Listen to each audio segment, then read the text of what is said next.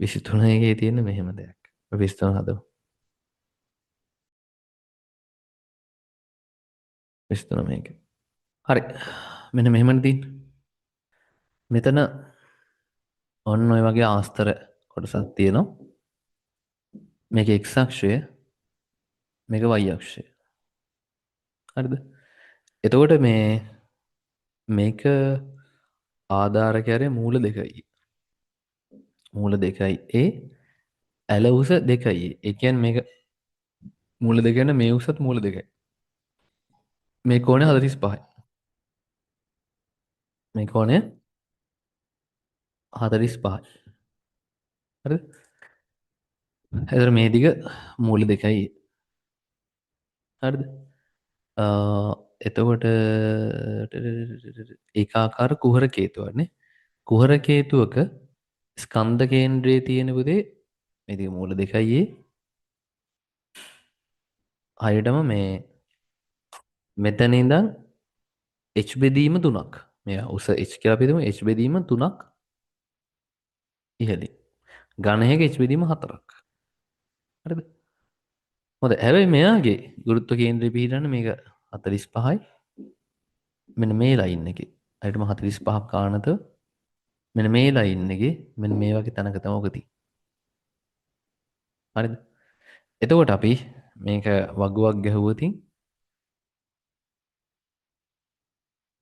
වගුවක් ගැහුවොත් වස්තුව ස්කන්ධය අපි ගත්තොත් මේ p නේ මේ කොටස p ගේ ස්කන්ධය m කියලා ගත්තොත් මේ කේතුවේ ස්කන්ධය මෙයා වගේ 5 ගුණයක් 5m.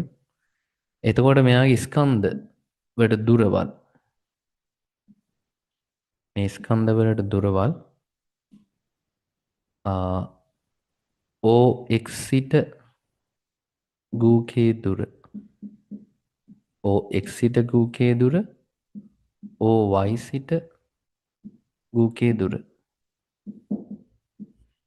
OY සිට ගුරුත්ව කේන්ද්‍රය දුර. හරි ඊට පස්සේ සංයුක්ත වස්තු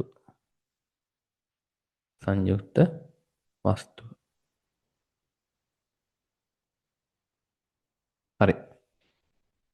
හොඳයි අපි කේතුවේ ගමු. කේතුවේ බොහොම පහසුයි. y වලින් නම් දුරක් නැහැ. ඒක බිඳුවයි. OX වලින් නම් දුර මූල 2යි a බෙදීම 3යි. මේ මුළු දුර h බෙදීම 3යි මේ උස මූල 2යි a බෙදීම 3. හරි. මේක කීයද දෙන්නේ?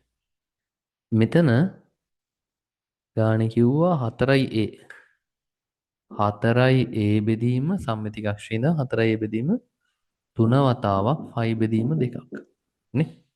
එහෙනම් පුතේ කොහමද අපිට මේක විභේදනය කරලා ගන්න වෙන්නේ? ඔන්න විභේදනයක් කියන දෙයක් හා පුරා කියලා දෙන්න මේ අවුරුද්දේ.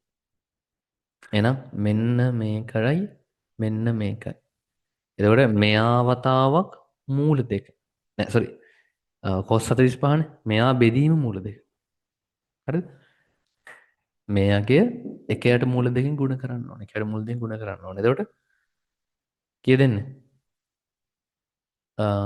2යි මූල 2යි a බෙදීම 3 වතාවක් 5 ඍණ 2. 2යි මූල 2යි a බෙදීම 3 වතාවක් 5 ඍණ 2. ඔන්න ගෑන් ටික හරි. එතකොට නව සංයුක්ත වස්තු ගුරුත්ව කේන්ද්‍ර අපි මේ වගේ තැනක ගමු. x බා y බා කියලා. එහෙනම් x බා කියන්නේ මේ දුර y බා කියන්නේ මේක. එහෙනම් y සිට දුර තමයි x බා. මේක y බා. මේ ස්කන්ධය 6යි. එම ගුණයන් කැපෙනවා. ඔන්න හොඳයි සුළු වීම තියෙනවා. හරි. මං OY ගේ ගුරුත්ව කේන්ද්‍ර හොයලා දෙන්නම්කෝ. ඒක හරි ලේසි. මට බොම් පහසෙන් ගන්න ඕන එකයි. මම තෝරගත්තේ වා OX ගන්න. හරිද?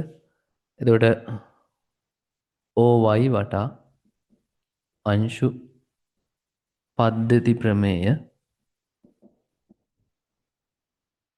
OY වට අංශුපත්ති ප්‍රමේය දැම්මොත් OY වට නේ 6යි m වතාවක් x බා සමානයි 5යි m වතාවක් බිඳුව ධන මේ පැත්තනේ m වතාවක් 2යි මූල 2යි a බෙදීම 3 වතාවක් 5 ඍණ 2 එහෙනම් බොහොම පහසුවෙන් අපිට උත්තරය ලැබෙනවා 6ට 2 කැපිලා ගිහලා මූල 2යි a බෙදීම 3 වරක් 3 9යි 5 ඍණ 2 ඔන්නම අපූර්වට උත්තරයක් එනවා. ඔය විදිහට මාට y බා හොයන්න පුළුවන්. හරිද? මොන බොහොම හොඳ ක්‍රියේටිව් දෙයක් විභේදනය. හරිද? ඒතර 2023 තිබිච්ච ওই විභේදන සංකල්පය 22 තිබුණු ආස්තර සීන් ටික නේ. ඒතර ඔය සියල්ලම එකට කැටි කරලා දෙන ප්‍රශ්නයක් විදිහට මේක මරු. හරිද? අනිත් එක මේ මෙන්න මේ කොටස මේ තියෙන අර වෘත්තාකාර කොටසකින් කේන්ද්‍රික වෘත්ත ඛණ්ඩයෙන් අනිත් කොටස ඉතුරු වෙන කෑල්ල. ඒකත් නියමයි. හරිද? ඒ වගේ බැලුවම පුතේ මෙන්න මේ ප්‍රශ්නේ හරිම ලස්සන ප්‍රශ්නයක්. දැන් ඔය ඕක ඊළඟ උඩ කොටස තියෙනවනේ. උඩ කොටසත් මරු. උඩ කොටසත් පට්ටයි. ඔය අර ලස්සන සීන් එක වගේ සීන් එකම තමයි මේ උඩ කොටසෙත් තියෙන්නේ. ඒකත් මේ මා ලස්සනයි මේ උඩ කොටස හරිද? ඔය උඩ කොටස ගැන කතා කරොත් උඩ කොටසේ තියෙන පුතේ මුලින්ම මේ සම්පූර්ණ කේන්ද්‍රික වෘත්ත ඛණ්ඩය. කේන්ද්‍රික වෘත්ත ඛණ්ඩයේ ස්කන්ධයෙන් මෙන්න මේ ත්‍රිකෝණාකාර කොටස අයින් කරන්න ඕන. තේරෙනවද? කේන්ද්‍රික වෘත්ත ඛණ්ඩයේ ඒ ස්කන්ධයෙන් මේ කෑල්ල අයින් කරන්න ඕන. ත්‍රිකෝණාකාර කොටස අයින් කරන්න. එතකොට තමයි මේ කෑල්ල ඉතුරු වෙන්නේ. තේරෙනවද? ඒකත් මරු ඒක අර 2009 දීපු ලසඳ සීන් එකට ඒ ලසඳ කතන්දරේ තුලින් හැදිච්ච දෙයක්. ඔය තමයි මට හිතෙන්නේ. හරි. ඒ සම්බන්ධයක් තියෙන. හොඳ එහෙනම් ඔන්න බොහොම හොඳ ගානක් අපේ මේ අපි ඔය හිතපු විදිහට අපි ඇනලයිස් කරපු දේවල් එක්ක මේ පාර එන්න පුළුවන් හොඳ ටයිප් එකේ ගානක් තමයි අපි හැදුවේ. වෙනවනේ. එන්න යම් ඉඩ කඩක් තියෙන හොඳ ගාන තව මේකට මේකම එනවා කියලා නේ මම මේ කියන්නේ හරිද? මේ වගේ මෙතන බලන්න මේ ආනත බව. ඒතර ලොකු දෙයක් නෙවෙයි ආනත සීන් එක හරිද? විශේෂ දෙයක් නෙවෙයි ආනත සීන් එක. මේ එතකොට මේ ආනත සීන් එකේදී වෙන්නේ පුතේ ඒක විභේදනය කරලා ගන්න ඕනේ. ඔක තමයි පොයින්ට් එක. විභේදනය කිරීම. හරිද? අන්න ඒක තමයි හරිම වැදගත් පොයින්ට් එක.